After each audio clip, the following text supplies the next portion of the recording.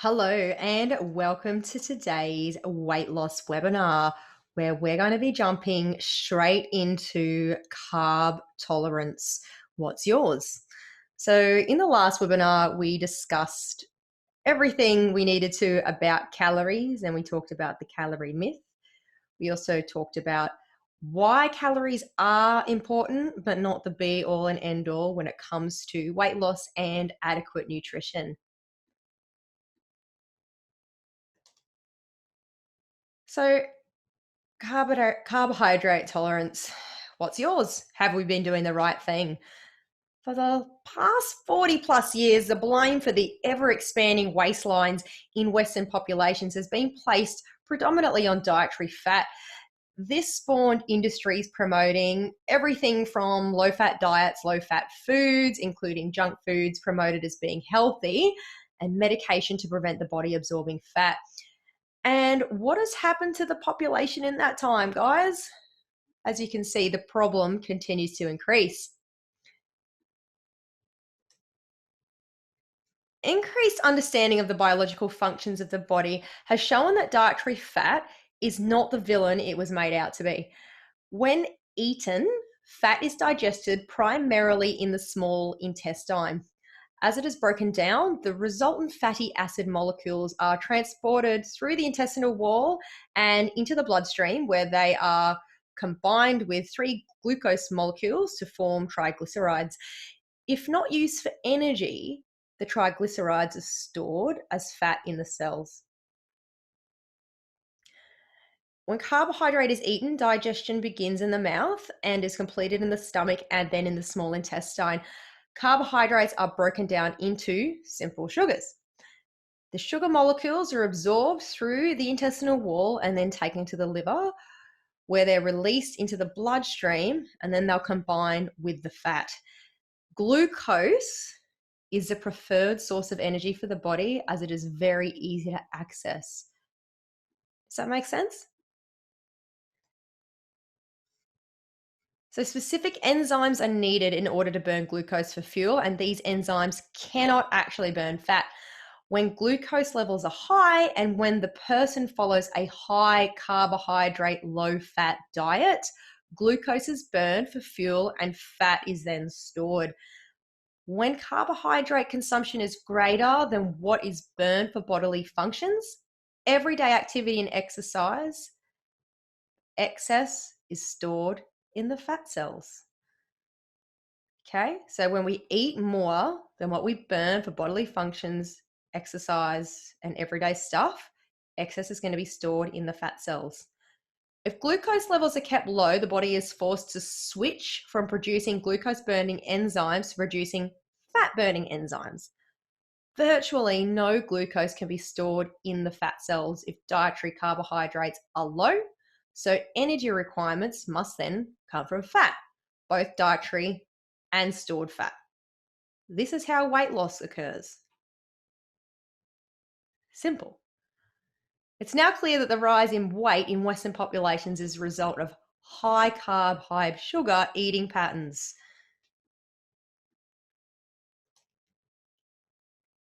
So why the difference? We know that you all have at least one friend who can eat whatever they like and still stay pretty slim. They also normally have lots of energy and are very healthy and vibrant. We also have a friend, and you know what, this actually might be you, who only needs to think about a piece of cake and then they gain a kilo. So these two people may even be siblings. I know of this. This actually happens in my life. I am the person that can now eat lots of food and not gain fat, but that never used to be me. My brother, on the other hand, is very opposite to me. At the end of the day, we're all different. Unless you look at identical twins, everyone has differences in their face structure, eye and hair color, height, weight, hormonal function, and you know what, the list is going to go on.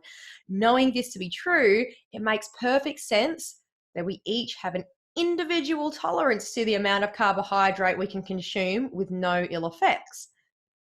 It may not seem fair if you are not one of the blessed ones, but it is a fact and you need to learn how to live with it. Someone with a nasty disease would not see it as fair, but they need to learn how to live with it as best as they can. Here's a test.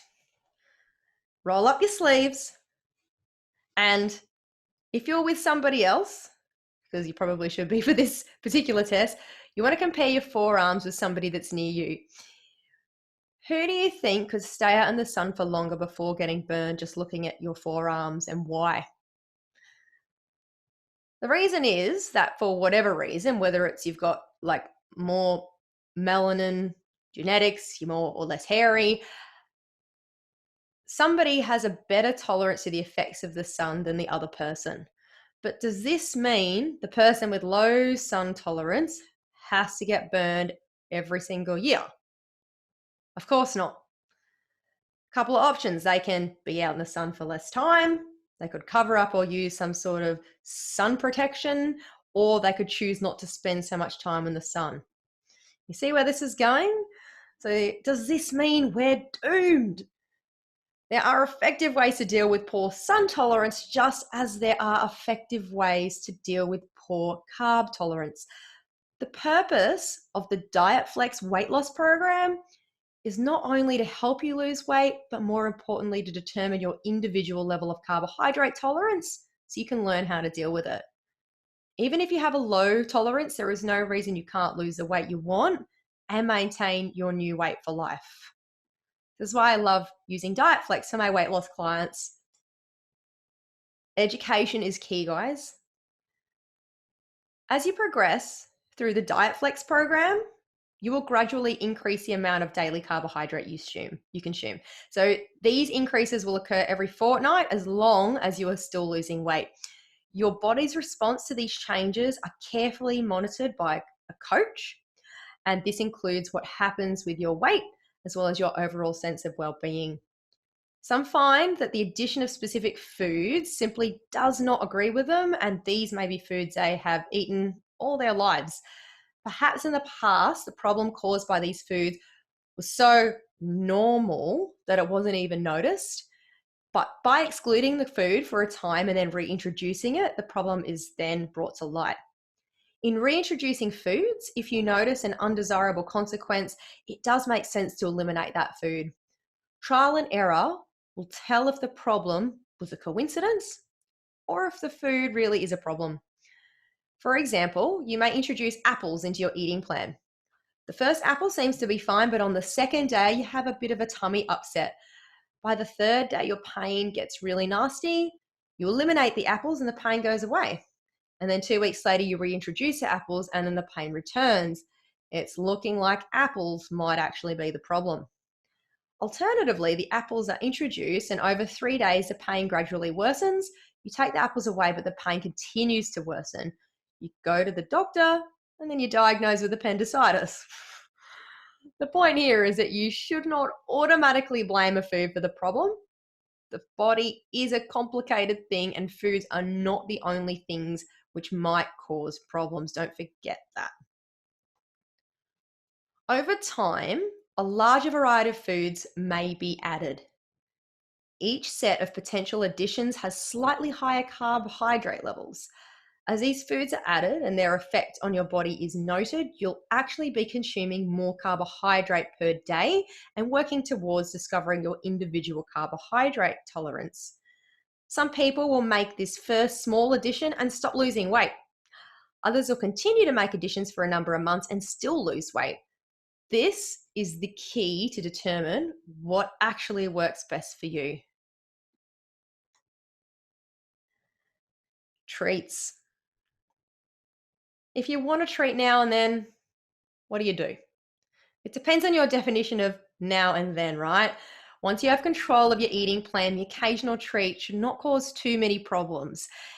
If it does cause problems, you'll know you've been overdoing it, either with frequency or amount, or you'll need to change the treats you allow yourself. So maybe substitute it for something else. So this week, what are you going to do? Why not cut out one or all of the most common processed carbohydrates? So they include bread, pasta, and cereal. How about you eat more veggies, preferably green and leafy ones? Maybe pay attention to see if the reduction of processed carbohydrates has any effect on your weight loss. As always, make sure if you do the challenge, you brag to your friends, you show them what you're doing, and feel free to discuss your results with me next week. Thanks so much for joining me. I really, really appreciate your time. And next week, I'll see you again for another one. Thanks for hanging out. Bye.